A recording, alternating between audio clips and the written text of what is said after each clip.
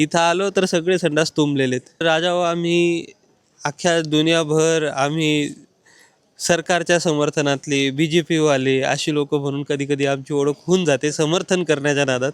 पण आज आता इथं बघतोय आपण कुठं किती खर्च करावा. वारकरी आज सगळा येतो इथं, प्रत्येक गावामध्ये थांबतो, पुढे जातो. अख्खं गाव फक्त कोणाला शिवाय देणारे, वारकऱ्याला शिवाय देणारे.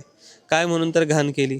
बरं मग सरकार, आम्ही आलो निर्मल वारीचं थोडंसं बघण्याकरता, चांगल्या चांगल्या गोष्टी रेकॉर्ड करण्याकरता आलो, की बाबा इथं किती चांगली सोय हे बघायला आलो. इथं आलो तर सगळे संडास तुंबलेलेत. तरीसुद्धा काही वारकरी इतके चांगले म्हणतात, नाही नाही 2 चांगलेत असं कसं वाईट. हा आमचा वारकरी आहे, पण मात्र भरपूर लोक इथल्या घाणीमुळे बाहेर जाणार, अख्खं गाव बोट करणार या वारकऱ्यांनी घाण केली.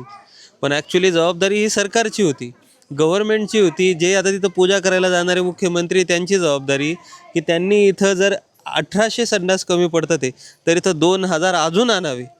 त्याच्यापेक्षा मोरू द्या, याच्यापेक्षा 2000 तुमच्याने सांभाळले, नाही 500 लावावे, तिथं 500 जागेवर कमीत कमी 3-3 माणसं जागे राहतील असे तरी कॉन्ट्रॅक्ट द्यावे. सो एवढीच तक्रार आहे. आम्ही आपल्याच समर्थनातले आहोत, आम्ही वारकरी आहोत. इथं जी अवस्था दिसली ही गोष्ट फार वाईट आहे. याच्याने फार वेदना होतात, अवघड वाटतं. सहकार्य करावे. रामकृष्ण हरी.